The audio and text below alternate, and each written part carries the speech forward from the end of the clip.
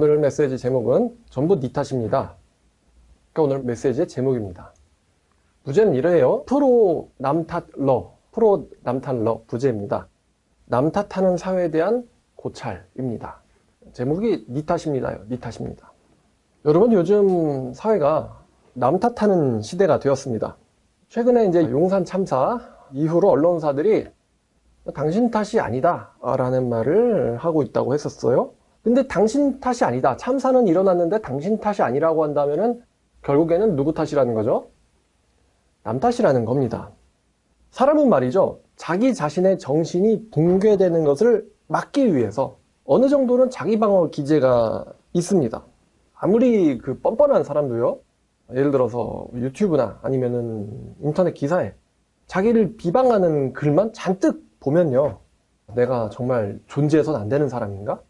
이런 멘붕이라고 하죠. 그런 자괴감이 옵니다. 누구나 말입니다.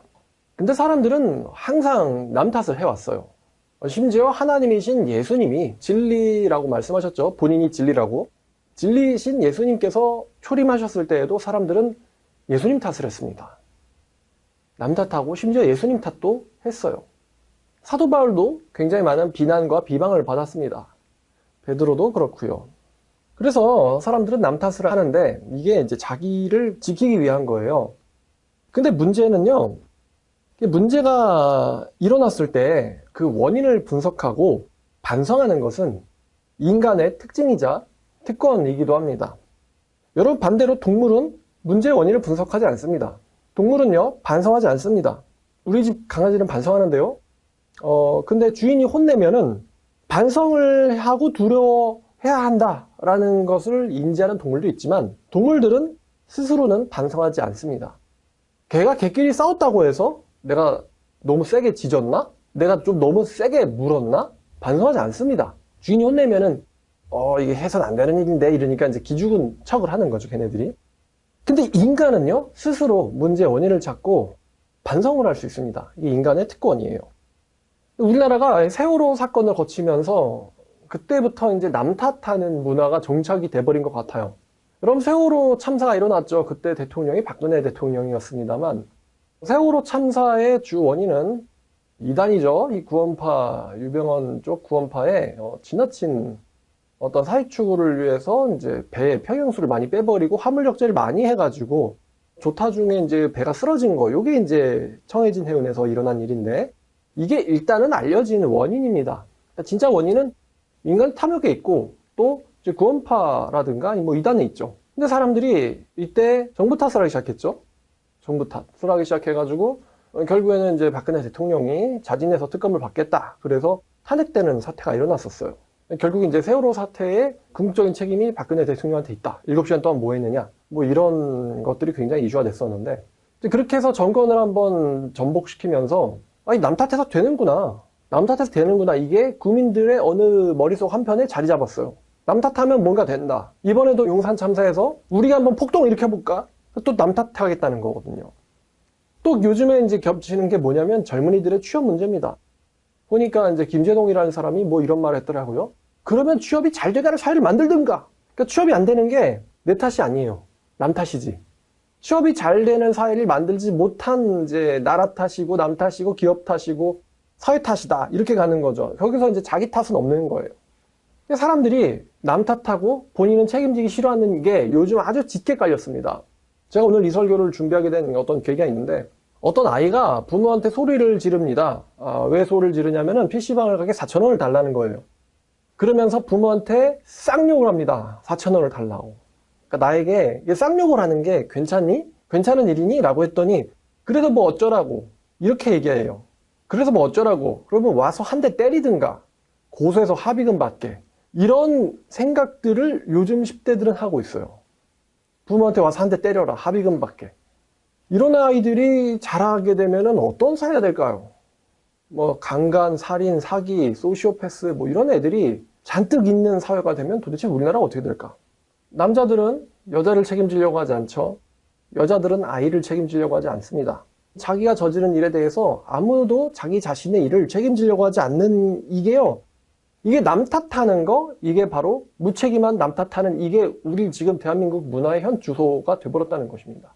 예전과 아주 크게 다르다는 거예요. 여러분, 제가 목요일 날 수능 끝난 날입니다. 전도는 해볼까 하고 또 사회 길거리 분위기는 어떨까 하고는 오랜만에 서현역을 나갔습니다. 그랬는데 깜짝 놀랐어요. 뭐냐면은 경찰들이 엄청 많은 거예요. 백화점 내에 경찰들이 10명 정도 되는 사람들이 모여 있더라고요. 근데 백화점을 나가니까 또 나갔더니 여기에 또 10명 정도가 모여 있고, 반대쪽으로 나갔더니 또 거기에 10명 정도가 모여 있고요. 또 경찰들뿐만 아니라 아마 이제 학부모나 아주머니들이 잔뜩 또 모여가지고 이 띠를 메고는 경광봉 들고 돌아다니고 계시더라고요. 아니, 무슨 수능 끝난 날이 뭐 대수라고 길거리에 경찰들이 막 30명, 50명이 배치되어 있는 거예요. 저 그런 광경 처음 보거든요. 근데 그때 뭐 압사가 일어날 정도였냐? 아니에요. 굉장히 길거리가 그래도 넓었어요. 지나간 사람이랑 뭐 머리컬 하나도 스치지 않을 정도로. 근데 경찰들이 그 밤에 추운데 30명, 50명 나와 있는 걸 보면서 참 이렇게 마음이 좀 이렇게 씁쓸하더라고요. 그러니까 이제 깔려 죽으면은 남 탓 당할까봐 경찰들이 다 나와 있는 거예요. 유흥가의 경찰들이 이렇게 순찰하는 거에 대해서 이제 애들이 조금은 그래도 침 좀 덜 뱉고, 쓰레기도 좀 덜 던지고, 담배도 좀 덜 피우고, 소리도 좀 덜 지르고, 아무래도 좀 이렇게 유흥가가 조금 정리되는 면이 있으니까, 이게 좀 이렇게 경찰이 있다는 게 기분은 또 좋아요. 근데 여러분 생각해보세요. 전철역마다 경찰들이 30명, 50명씩 배치돼 있다면, 나야 놀러 나왔지만 저 사람들은 왜 나왔을까? 얼마나 행정력 낭비일까라는 생각이 들더라고요. 행정력 낭비인 게 뻔해 보이는데도 불구하고 평일날, 목요일날, 밤에. 근데 경찰들이 그렇게 나와 있는 걸 보면서 야, 이 사회가 남 탓하는 사회고, 사회 탓하는 사회고, 정부 탓하는 사회고, 또 거기에 대해서 책임을 추궁당할까봐 두려워가지고 경찰들이 나와 있어야 되고, 남 탓을 당하지 않기 위해서 필사적으로 애쓰는 모습을 보면서 굉장히 씁쓸한 기분이 들었습니다. 여러분, 경찰들이 그렇게 잔뜩 배치되기 이전에 국민들이 서로를 배려하고 서로를 아껴주고 또 질서 있게 움직이고 행동하면 되는 일 아닙니까? 남 탓하기 이전에 그들이 배려하고 질서 있게 행동했었으면 되는 일이잖아요. 여러분, 남 탓하는 게 도대체 뭐가 문제일까? 여러분, 신앙의 측면에서도 이야기해 보겠습니다. 신앙의 측면에서 신앙의 세계로 들어가기 위한 가장 중요한 이 관문이 바로 회개입니다. 회개. 여러분, 회개라는 것의 전제, 자기의 행동을 돌아보고 고친다는 거죠. 이 회개의 전제는 자기의 잘못을 인정하고 있는 것이죠. 자기 잘못을 인정해야지 회개가 일어날 수 있는 거예요. 여러분, 얼마나 자기의 죄가 깊은지를 그 사람이 인지하고 인정하느냐에 따라서 이 회개의 깊이가 결정되고요. 회개의 깊이가 있어요. 회개의 깊이가 결정되고요. 그러니까 예수님한테 내가 거짓말 한마디 했습니다 라는 걸로 회개하는 것과 내가 예수님을 배신하고 예수님을 죽일 뻔했습니다. 죽였던 사람입니다. 하나님의 백성들을 내가 핍박했던 사람이고 죽였던 사람입니다. 나 때문에 수많은 사람들이 목숨을 잃었습니다. 라는 것을 절감하고는 돌이키는 것과 이 회개의 깊이가 같을 수가 없어요. 자기의 잘못을 얼마나 깊게 인정하느냐가 회개의 깊이를 결정하고, 이 회개의 깊이는 앞으로의 그 사람의 운명과 신앙을 결정합니다. 법칙이에요.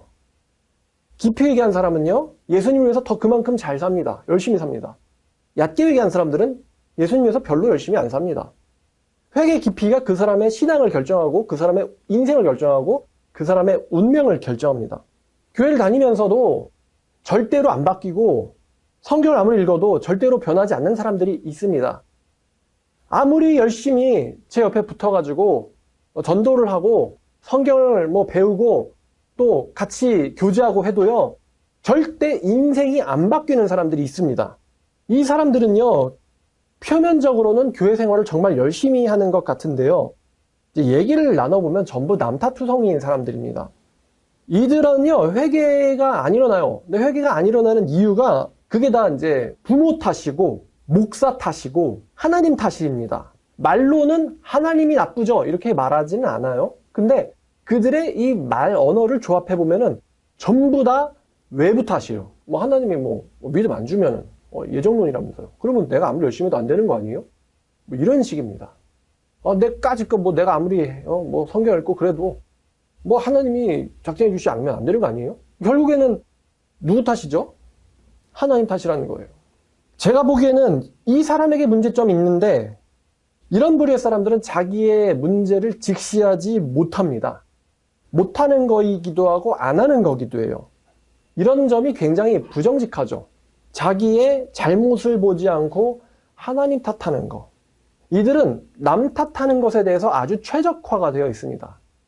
그래서 이들에 대해서 프로 남탓러라고 하는 거예요. 남 탓하는데 아주 프로페셔널합니다. 자기가 욕하고 불성실하고 남들에게 비난당할 만한 습관들을 가지고 있는데도 그런 삶을 살면서도 하나님께서 자기에게 복을 주지 않는 게 바로 하나님이 문제라고 생각하는 사람들입니다. 하나님에게 입이 실룩하고 나와 있어요. 그러면은 하나님께서 그런 남탈러들에게 뭔가 욕먹을 짓을 하셨는가 하면은 또 그렇지도 않습니다. 하나님은 잘못한 게 없으신데 그들은 하나님 탓을 합니다. 이런 사람들이 언제까지 하나님 탓을 할지 궁금하기도 해요. 노인이 돼서도 하나님을 탓하고 심지어 죽고 지옥 가고 나서도 하나님 탓하지 않을까 싶습니다. 근데 성경에는 그들이 울며 이를 갈리라라고 했으니까 하나님 앞에 섰을 때는 남 탓하지 못한다는 것 같아요. 여러분 다들 남 탓하는 사회가 되면은 도대체 사회가 어떻게 될까요? 자유에는 책임이 뒤따른다. 이거는 상식입니다. 남 탓한다는 거는 자기가 자유는 누리지만 책임은 지지 않겠다는 거예요. 쓰레기를 버리지만 치우지는 않겠다.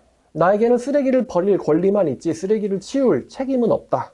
돈을 받을 권리만 있지 열심히 일할 책임은 없다.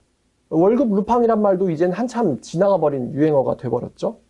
지금은 돈만 받으면 회사가 망하든 말든 퇴사하면 그만이라고 생각합니다. 이런 사람들이 잔뜩 늘어난다면 사회가 기업이 어떻게 될까요? 군인들한테 보호받을 권리만 있고 안보를 위해서 안보를 지킬 책임은 없다. 이런 사람들이 잔뜩 늘어나면 국방은 어떻게 되겠습니까? 결과는 불보듯 뻔합니다.